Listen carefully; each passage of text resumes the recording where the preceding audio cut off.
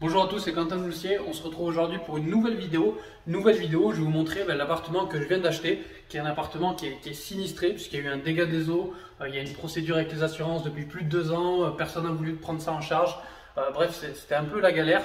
Et en fait, cet appartement, là, pourquoi je l'ai acheté? Déjà, la première chose, c'est parce qu'il est dans un de mes immeubles. Là, vous reconnaissez, c'est l'immeuble. Si vous regardez la vidéo que j'ai fait sur YouTube précédemment, c'est l'immeuble où j'ai acheté la colocation 5 chambres et où je possède tout le reste de l'immeuble. Donc en fait, c'était le seul appartement qui me manquait à avoir.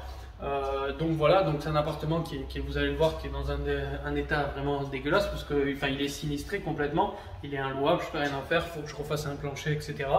Mais je l'ai repris parce que ça et parce que aussi je sais que niveau travaux c'est très impressionnant les travaux, mais avec la technique que j'utilise, la technique travaux rentables, pour ceux qui me suivent depuis longtemps, vous savez comment ça marche, et je vais réussir justement à la rénover à moindre coût. C'est pour ça que je vais vous faire un avant-après. Là, je vous montre vraiment l'appartement aujourd'hui sinistré, comment il est. Je vous montrerai l'appartement fini, rénové, ce que ça deviendra, et je vous ferai le coût total des travaux. Et vous allez voir qu'en utilisant la technique travaux rentables, je vais arriver à le rénover à moindre coût. Je vous montrerai toutes les factures, etc. Bref, pour ceux qui sont intéressés, comme d'habitude, pour travaux rentables, savoir comment je fais, je fais souvent des conférences sur comment je fais pour optimiser les coûts de travaux. Je vous mets le lien dans la description. Je vous invite à aller voir. Ça fait plus de 5 ans que je fais ce programme, ça marche très bien et j'ai rénové tout mon parc immobilier avec cette technique. Donc nous, ce qu'on va faire, on va aller visiter l'appartement du coup qui est complètement sinistré. Donc ce qu'on va faire, on se retrouve à la caméra. Donc je vous montre juste l'immeuble. L'immeuble, donc là c'est l'entrée. Pour ceux qui veulent voir la façade de l'immeuble, je vous invite vraiment à voir la vidéo d'avant, colocation 5 chambres, où justement je vous montre la façade, etc. Et là, cet immeuble, donc là c'est la partie commune. Ça c'est une cour qu'on verra de là-haut. C'est une cour, ça fait partie, ça m'appartient aussi. Et l'appartement qu'on va aller voir, je ne vais pas vous spoiler sinon vous allez voir les dégâts d'ici, c'est celui-là du coup. Et après la colocation que je vous ai parlé, c'est la colocation qui est juste là. Donc là on a les communs ici, les communs qui sont très propres. Donc c'est parti. Donc là on est toujours dans les communs de l'immeuble pour ceux qui n'ont pas vu la vidéo précédente. Et du coup, donc là on a un studio qui est loué à un étudiant qui m'appartient. Là-haut on a la colocation 5 chambres et c'est celui-là. Donc c'est un petit T2, il fait 30 mètres carrés ou un tout petit peu moins. Et du coup vous allez voir, c'est assez impressionnant. Alors je sais pas si on va voir dans la vidéo, je vais essayer de dézoomer un petit peu pour vous montrer. Donc moi j'ai mis des étais pour renforcer, sachant qu'on a déjà déblayé 2 fois les gravats. Voilà un petit peu le dégât qu'il y a. Donc moi j'ai mis des étais sur les poutres principales. Hop, donc je vais rentrer, je vais fermer la porte. Donc voilà un petit peu l'état. Donc on voit, sachant que là avant il y avait un faux plafond en placo en plus qui s'effondrait. Donc on a fait intervenir, on l'a arraché pour essayer de voir le problème. Le problème du coup il traînait, ils n'arrivaient pas à trouver la fuite, ça traînait. Donc le problème a continué encore pendant 1 an après. Et vu que les assurances ça traînait, en gros personne s'en occupait, il y a tout qui traînait et du coup ça s'est empiré. Donc là on voit, c'est vraiment en train de se casser la gueule au niveau du plancher. Donc on avait un plancher en bois, on avait une sorte de béton réagréage qui a été fait par-dessus. Et on le voit un petit peu, on a de l'OSB. Donc là l'artisan avait anticipé que le plancher était fragile déjà à l'époque.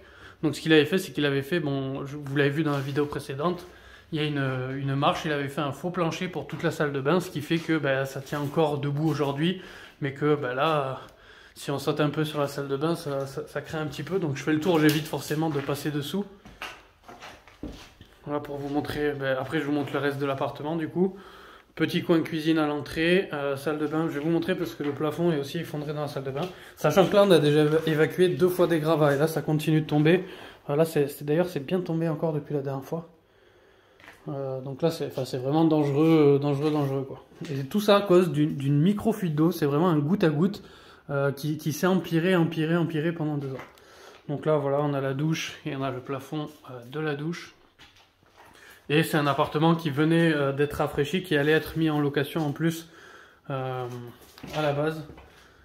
Et donc là on a une pièce principale qui fait 20 mètres carrés je crois, et on a une chambre qui fait que 8 mètres carrés. Donc là c'est pareil, peut-être je vais casser la cloison pour l'agrandir, qu'elle fasse 9 mètres carrés au moins. Hop, ici on avait la partie cumulus placard.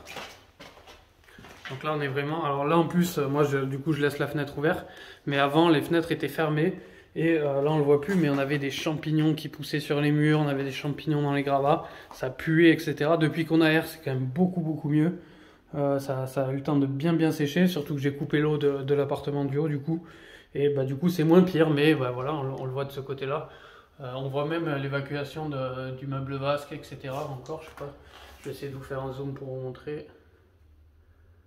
Voilà, on voit un petit peu, on voit les tuyaux et direct au-dessus, on a le meuble vasque qui est posé dessus.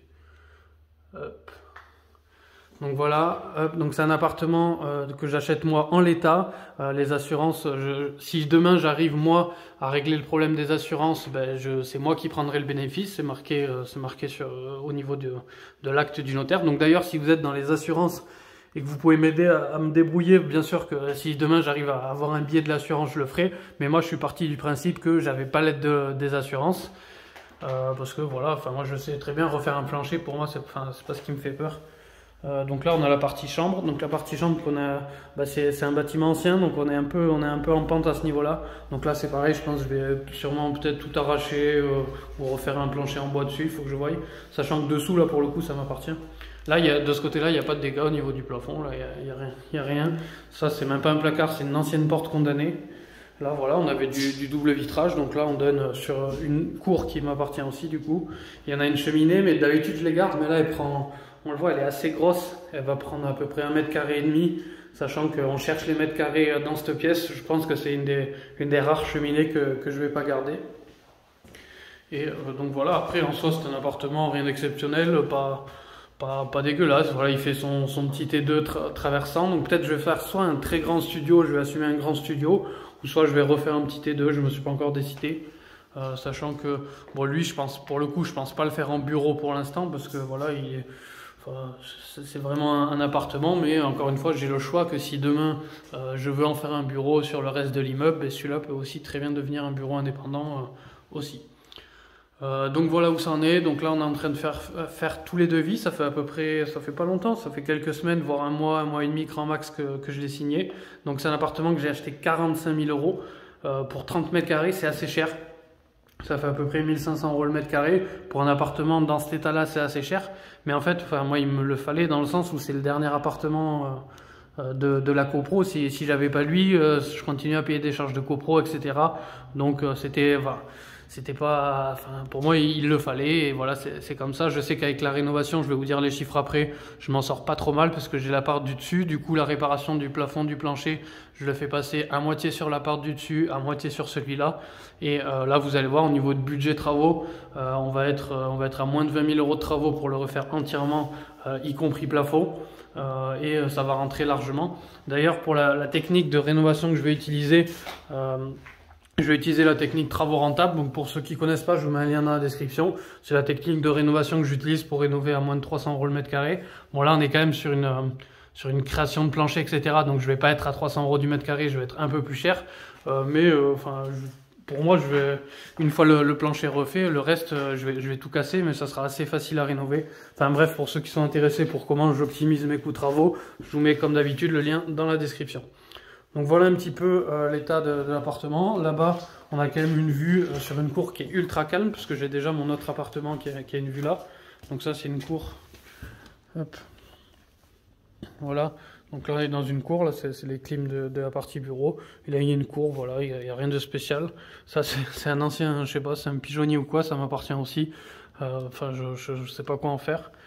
Et là, justement, c'est les studios. Et là-haut, c'est les fenêtres de la colocation que je vous ai montré la dernière fois. Et là, c'est la partie en haut, donc on a les 2 salles de bain de la colocation. Donc voilà, ça continue à tomber. On voit les plots là, les plots qui tenaient le plancher qui sont tombés aussi. Au niveau du plancher secondaire, en dessous, c'est une salle d'archives. Il y a eu je suis allé voir plusieurs fois pendant les fuites parce que c'est loué à mon locataire. Il n'y a rien de spécial, il n'y a pas de problème de structure, c'est le plafond qui se tasse un peu. Mais vu qu'on évacue les gravats, il n'y a pas trop de problème de poids. Et vu que c'était carrelé, ben, ça faisait stagner l'eau. Du coup, c'était beaucoup moins impressionnant, je vais dire, au rez-de-chaussée. Donc voilà un petit peu cet appartement. Donc là, on va se retrouver comme d'habitude sur l'ordinateur. Je vais vous dire tous les chiffres. et la renta. Forcément, c'est pas la meilleure renta que j'aurai de tous mes appartements, mais comme je l'ai dit, c'est le dernier achat qui me manquait pour avoir tout l'immeuble. Donc c'est moins grave si je fais une bonne affaire. On va le voir, je crois que j'ai quand même un petit cash flow. On se retrouve de l'autre côté. Donc c'est parti pour la partie chiffres. Donc c'est un appartement que j'ai acheté du coup 45 000 euros en direct propriétaire. Du coup, vu que j'étais dans l'immeuble, je connaissais le propriétaire. Prix du mobilier, il n'y en avait pas. On peut mettre 0, donc département, on s'en fiche. Donc j'ai payé, c'est ça, à peu près 5 000 euros de frais de notaire. Surface à rénover, donc c'est un appartement qui fait 28 mètres carrés exactement en loi Carrez. Travaux de rénovation, donc là, le montant des travaux. Donc moi, au niveau du montant des travaux, j'en ai en fait pour 20 000 euros qui sont prévus. Alors pour faire le détail, j'ai prévu 5 000 euros pour la partie plancher-plafond. J'ai également prévu 5 000 euros pour la partie plancher-plafond au niveau de l'appartement du haut. Donc en fait, ça me fait un budget de 10 000 euros pour démolir et reconstruire. Parce qu'en fait, on est sur une surface très petite.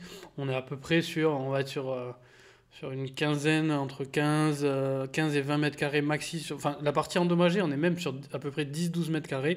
Mais je vais refaire un peu plus loin.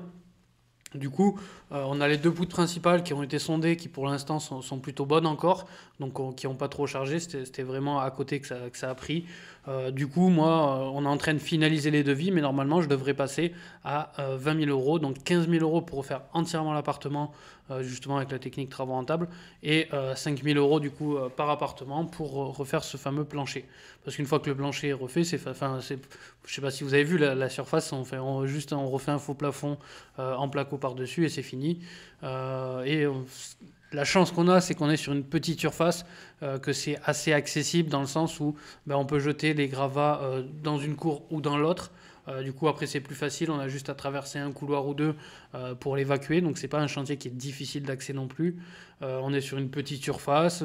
Tout m'appartient. Je n'ai pas besoin de prévenir les gens. Je peux le faire en plusieurs fois. J'ai eu le temps de faire venir pas mal d'artisans. Donc, ça se passe plutôt bien. Budget meuble, donc c'est pas un appartement que je vais louer meublé, c'est un appartement que je vais louer sûrement vide. Ça m'étonnerait que je le mette en bureau pour l'instant parce que j'ai pas non plus besoin à ce point-là de bureau, mais je vais le louer voilà en classique. En apport, du coup, alors là je vais pas mettre d'apport pour la simulation. Moi c'est un appartement où j'ai tout payé cash entre guillemets, je l'ai financé à 100% moi-même, donc j'ai payé les 50 000 euros cash, parce que comme je vous l'ai dit, en fait j'ai acheté 3 biens en même temps, j'ai acheté la coloc, un immeuble, 7 appartements en même temps, donc la banque a été OK pour financer les 2 autres, et celui-là à 50 000 euros, c'était un peu le dossier, parce que j'ai tout financé dans la même SCI, parce que je voulais que tout le bâtiment en fait soit dans la même SCI. Donc j'ai tout financé dans la même SCI, et cette SCI aurait dépassé au niveau encours, niveau emprunt en même temps sur cette SCI. Si je rajoutais cet appartement par-dessus, ça me faisait dépasser un quota. Du coup, j'ai dit OK, je paye comptant. Mais pour la simulation, pour vous, entre guillemets, je vais faire comme si j'avais mis, on va dire, 10% d'apport, donc 7 000 euros.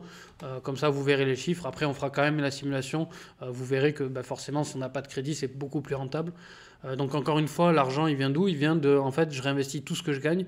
Donc vous le savez, je fais de la location depuis, je crois que c'est des premiers investissements en 2015. Mes premiers loyers, c'était tout début, je crois que c'était février 2016. Donc tout ce que je gagne, en fait, je le remets à chaque fois, je le réinjecte, je le fais monter à ma holding et je le réinjecte dans mes SCI. Et en fait, tous les travaux, etc., sont payés via mes autres immeubles. Sauf que voilà, aujourd'hui, avec une cinquantaine de lots, les comptes, ils gonflent très vite. Et à chaque fois, je réinvestis en travaux, en apport. Et à chaque fois que j'en mets, ça me permet d'emprunter plus vite. C'est ma strat, tout simplement. Donc le crédit, voilà, ça ferait un crédit à 300 euros par mois, ce qui est le coût que ça m'aurait coûté si j'aurais fait un crédit. J'aurais bien aimé faire un crédit, mais vu que là, je suis en train de déposer un autre dossier à plus de 450 000 euros en même temps, je vous avoue que ce dossier, j'ai dit OK, on l'enlève parce que ça va faire trop. Et vu que je fais tout financer avec la même banque, des fois, faut savoir lâcher un peu de lest de son côté. Donc là, je fais financer ce bien-là. En plus, voilà, j'ai repéré, j'ai 1 ou 2 bâtiments que j'ai repérés, etc. Donc, il faut ménager, il faut mettre de l'apport. Moi, c'est quelque chose qui me dérange pas, que je fais depuis toujours, parce que tout ce que je gagne en immobilier, je le réinvestis. Et j'en garde très peu pour moi, parce que moi, je me verse juste un salaire de 2 000 euros via ma société autre, et qui du coup me suffit largement pour vivre. Du coup, voilà, taxe foncière, on est à peu près, alors je me rappelle plus de mémoire, je crois qu'on est autour des 500 euros. La PNO, bah, elle est ridicule parce que l'appartement est tout petit. Je crois qu'on est à moins de 20 euros par mois, on est à 200 euros par an. Charge de copro, bah, vu que c'est l'appartement, maintenant c'est moi qui ai toute la copro, il n'y a plus de charge de copro. Et autre charge, je mets toujours 20 euros par mois, soit 240 euros par an. Et le loyer, donc c'est un appartement qui, une fois entièrement rénové, donc j'hésite encore à faire un très grand studio, un peu classe, avec juste un effet verrière et peut-être pas fermer la chambre pour avoir de la lumière traversante, ou alors refaire un petit T2. Je pense que sûrement je partirai sur la verrière et faire un truc vraiment très quali. Je pense le louer à peu près entre 400 et 450. 400 non, parce que c'est vraiment le prix d'un petit studio. J'ai un studio à côté qui fait 20 ou 22 mètres carrés que je loue. Que j'ai loué, charge comprise à 430. Donc là, lui, il fait quand même 10 mètres carrés de plus. Il est traversant, il va être plus sympa. Donc je pense que je vais le mettre, allez, on va dire 440 pour être raisonnable, hors charge. Et du coup, ben voilà, ça nous fait un rendement. Donc vous voyez, c'est un des plus mauvais rendements. C'est une des plus mauvaises affaires que j'ai faites. Parce que je l'ai acheté cher, parce que d'un côté je l'ai acheté cher, oui non, parce que aujourd'hui si on veut acheter un T2 refait à neuf dans la ville, 70 000 euros c'est le prix.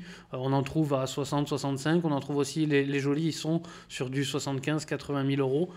Donc je pense, oui c'est un peu cher, mais encore une fois ça complète la copro, je suis propriétaire de tout le reste grâce à ça. Du coup, on est sur un rendement, voilà, 7,6 brut, 6,2 net. Ce qui est bien, c'est que par contre, ça me fait 20 000 euros de travaux, ça m'amène 20 000 euros de travaux dans ma SCI.